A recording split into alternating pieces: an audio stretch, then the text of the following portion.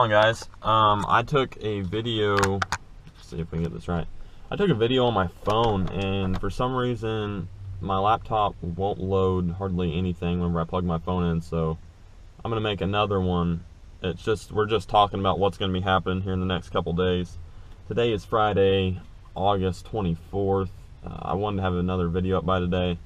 But I'm back at school, as you guys can tell. I'm gonna keep making, or try to keep making videos. A lot of you guys have messaged me and asked me what's going on and why I haven't been making them, to not let school keep me from making them.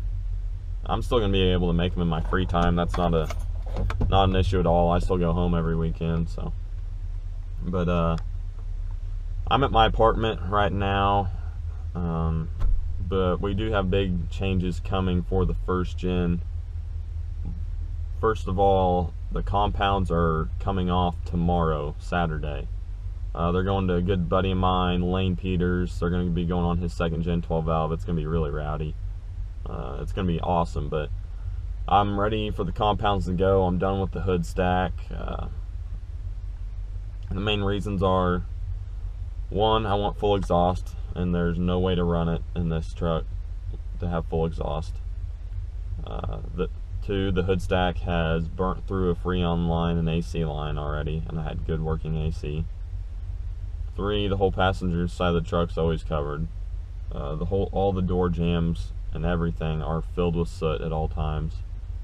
Four, I literally have a smoked cab light on the far passenger side, and I'm just tired of it. So, those are like looks wise and functionality. The other reason is a little bit funner, I guess. But I mean, there's soot up in the corner up there.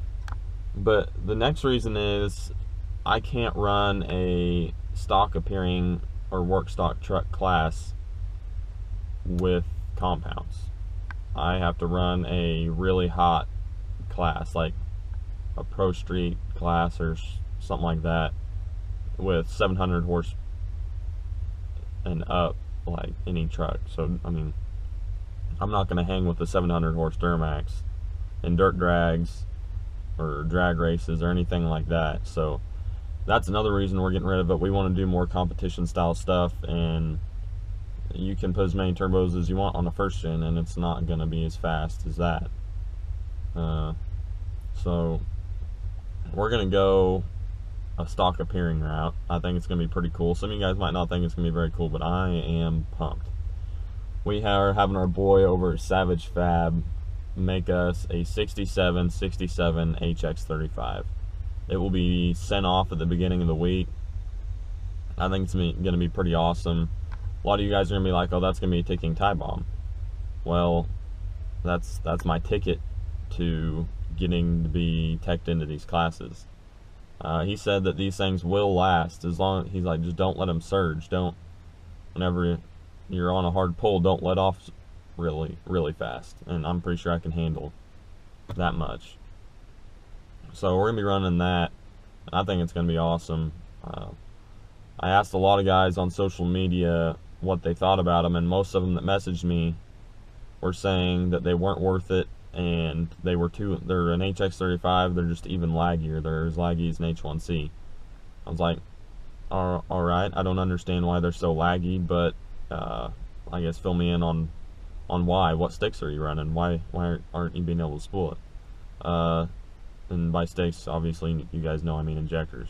All of them said stock injectors, and that makes my head hurt a little bit, because after that they'd say, well, it's a stock turbo, so I'm running stock injectors. And that's whenever I knew I shouldn't be taking advice from these people. That is completely false. It is a stock platform, but it is by no means a stock turbo. That's a 67mm compressor wheel and a 67mm turbine you're trying to spool with stock injectors. Of course it's going to be laggy. So these 5x14 should spool it. If they're not doing the job good enough, we'll go up in injector size. We're getting an EGT gauge. We're going to see what injector setup works best with this. We're going to be getting a sump. We're going to be getting an intake. We're going to be doing a manifold eventually. Transmission's at the top of the list. Whenever Cole comes and gets that, that's at the top of the list. So, but these other things are going to get done, and I'm not sure what I'm going to go with yet. A lot of you guys will say Steed Speed, but I'm not going to go with the Steed Speed because I'll lose spool up time. Steed Speeds are awesome. I absolutely love them. Live and die by Steed Speed. But I'm going to get a just normal 3-piece manifold for this because the Steed Speed flows so well that it will actually, I will lose spool up time with the Steed Speed because it just, frankly, just does its job so well. And that's nothing against them. If I had a 3rd gen truck that was going to 2nd gen swap and all this, I would be running Steed Speed hands down. But with the VE, I'm not going to. One day whenever it gets a P pump, I might. But then we're getting a full 4-inch Flow Pro exhaust from our boy Dakota. I believe it's Mollet. If I'm not saying that right, I highly apologize. MOLLET, I believe. And he's a 1st gen guy. I really like going through buddies if I can, especially other 1st gen guys. I'd rather support him, and he gave me a great price. I mean, cheaper than I could find on eBay by a few bucks. I mean, and I think he's in Missouri, so it's quick shipping. But he's gonna hook us up with some Flow Pro exhaust. Probably do a dump to an 8-inch tip or something like that, which it ought to look fine. We'll get it all straightened out. Put our factory hood back on. I mean, it's gonna come together pretty good looking, I think. Probably what I should have done in the first place, but you live and you learn. Hopefully we'll get a pyro gauge soon and fill our 3rd pod and maybe get that thing mounted and all of it wired up one of these days. That's a lot of you guys ask me why I've even got this thing if I don't have it mounted, and I really don't want to screw into my dash, and the thing said that you don't have to screw into your dash, and the only stuff it came with to install it was 2 really long screws. So that's pretty sure Glow Shift makes the pod, and that's why it's so junk. Not a fan of Glow Shift. They're not very good quality. Sometimes they last, but in every instance that I've had, they've never ever lasted. Which that's just personal preference. We'll get an EGT gauge and some other small things, fix our AC crap that the hood stack ruined. But yeah, that's mainly what's going to happen. So we're going to have a new turbo set up on the 1st gen. It's going to be pretty exciting, I think. I'm really excited. And guys over there, they've seen 73, I think, 73 pounds of boost out of these things, and I'm not going to be making anywhere near that. Nor do I want to make anywhere near that. And that turbo is still living, FYI. That's not a one-time pull. It's done it, and it's held together. I just want to make around 50. If I made that, I'd be pretty pumped, especially with the stock appearing turbo. They are, over at Savage Fab, they are putting a 67 HX35 on their VE truck and going to put it on the dyno because they have one of those as well. They do a lot of testing.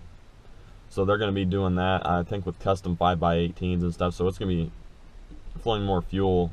It's got bigger injectors than mine, obviously. So I'm curious to see what that puts out.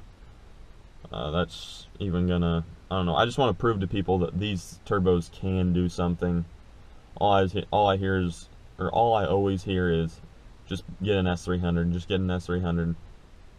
And that you can't do that whenever you're wanting to do certain competitions. They're going to see Borg Warner, and the tech guys are sticklers. They're not going to let that fly. So that's the goal, is to prove to people that these turbos can make some power.